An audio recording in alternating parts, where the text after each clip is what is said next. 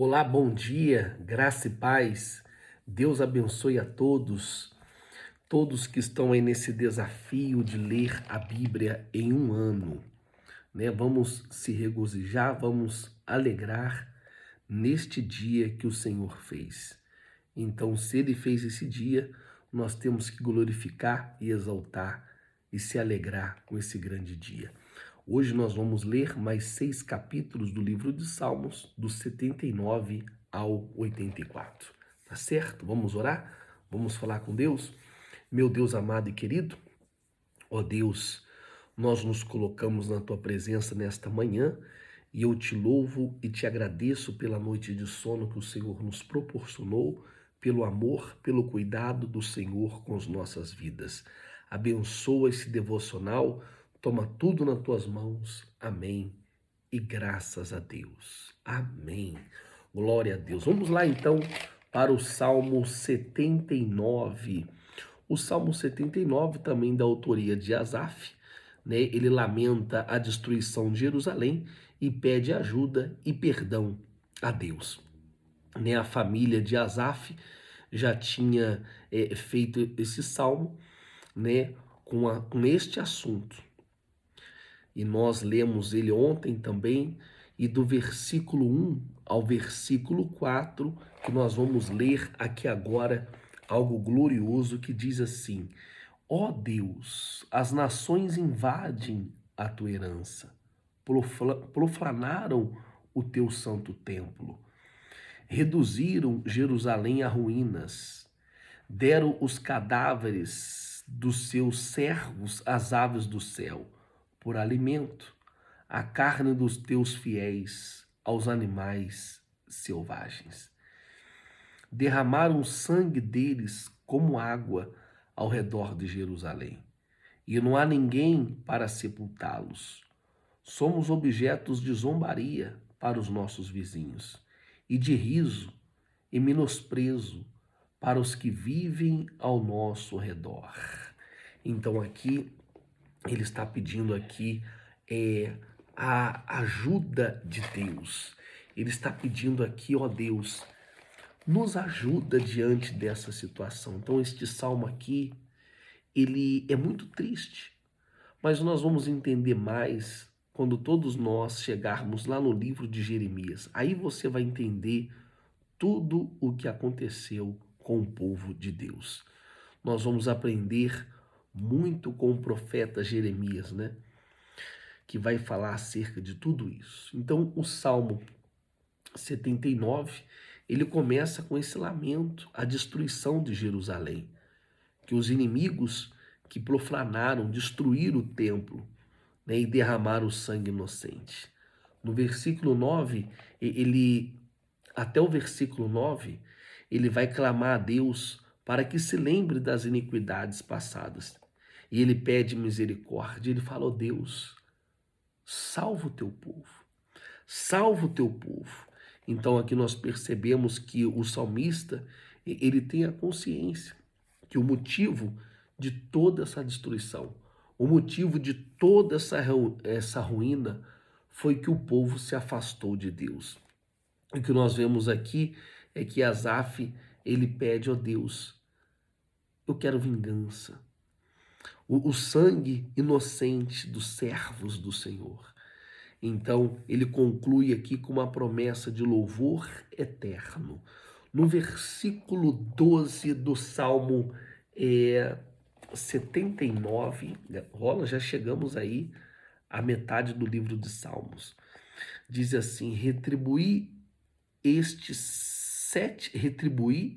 7 vezes mais aos nossos vizinhos, as afrontas com quem te insultam ao Senhor. Ó Deus, retribui 7 vezes mais. Todas essas afrontas que eles têm feito com o teu povo.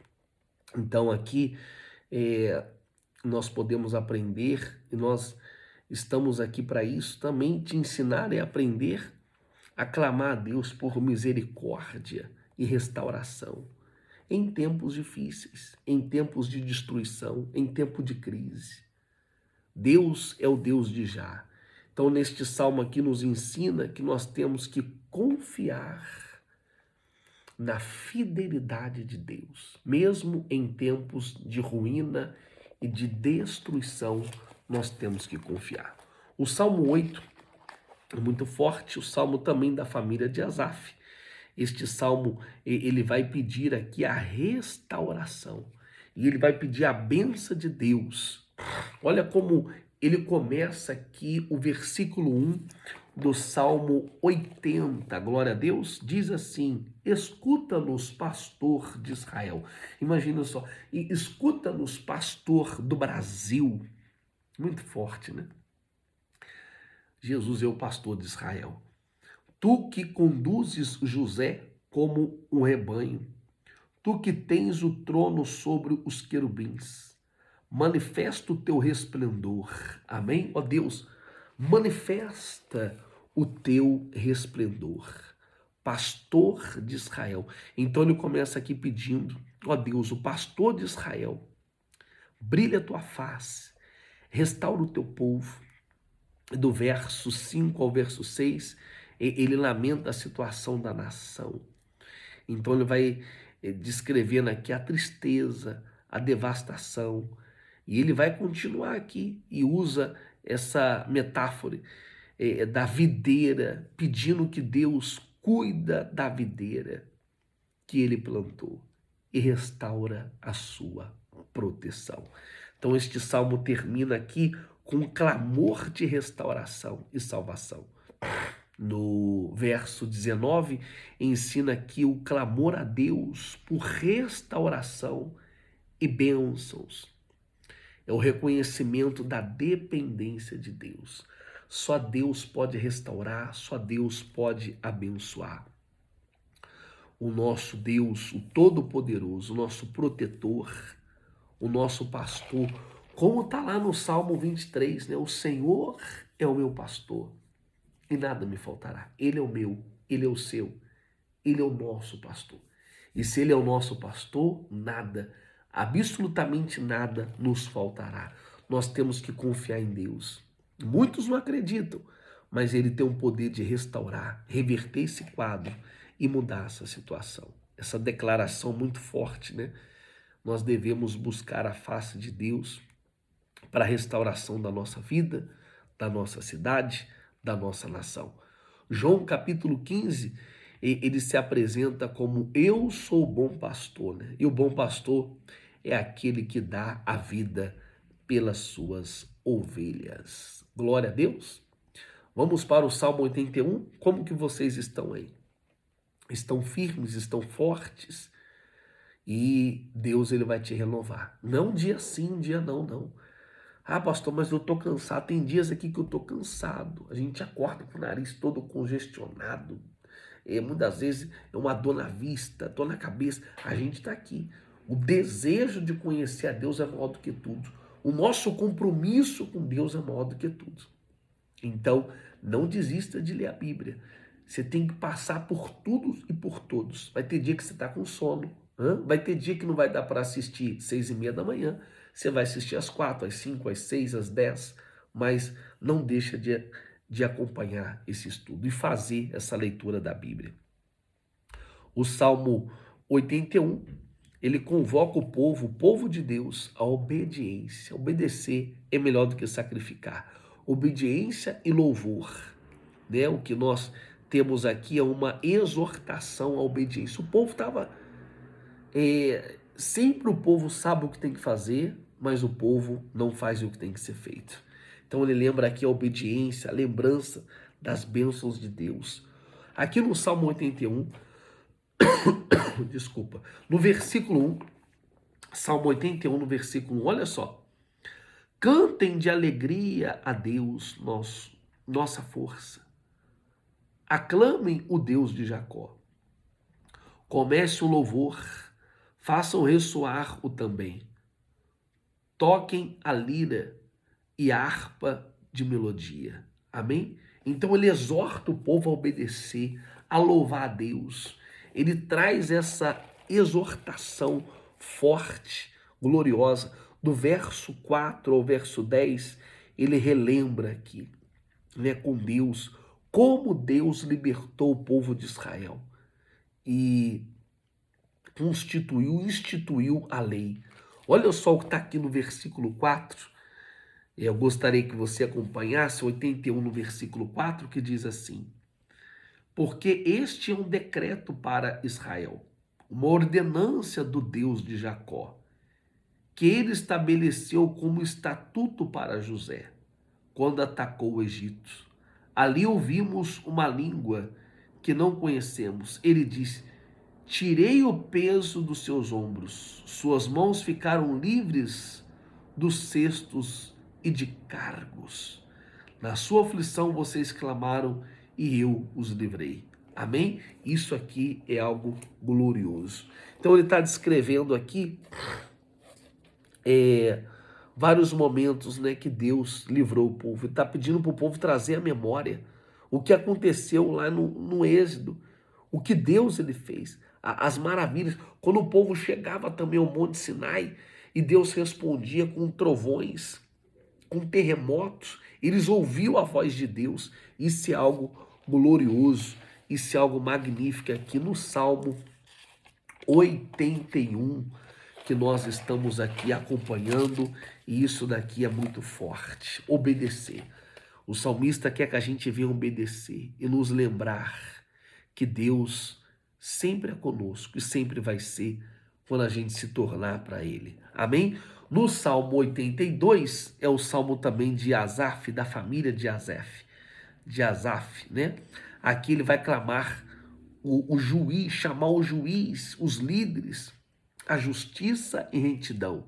Aqui no versículo 1 do Salmo 82, diz assim: e Deus vem e preside a Assembleia Divina. No meio dos deuses, ele é o juiz. Até quando vocês vão absorver os culpados e favorecer os ímpios? Então aqui o Asaf, ele estava falando, poxa, até quando? Tá que os oprimidos aqui, eles estavam clamando a face de Deus. E ele está falando, poxa vida, eu abomino esta função de juízes que vai libertar o ocupado e prender o inocente. Então ele rejeita isso. É Deus trazendo a pauta que ele defende o fraco, o órfão, a viúva. Ai de você se você mexer com um órfão, um necessitado, a viúva. Deus sempre vai se levantar ao favor do mais fraco. Então, em vez da pessoa fazer injustiça, faça justiça, porque ele vai levantar ao favor do oprimido. Por isso que nós temos que tomar muito cuidado.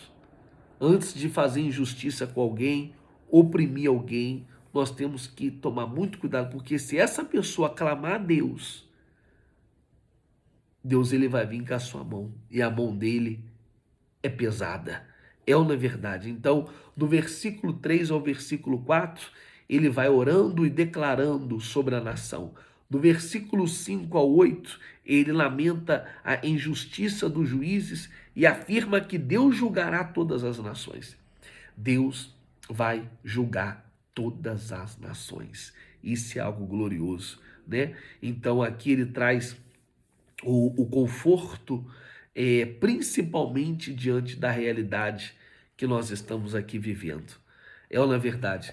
Todos atacando Israel, ali Israel em guerra, mas Deus sempre ajudou aquela nação. E hoje também, não é só Israel não, somos nós.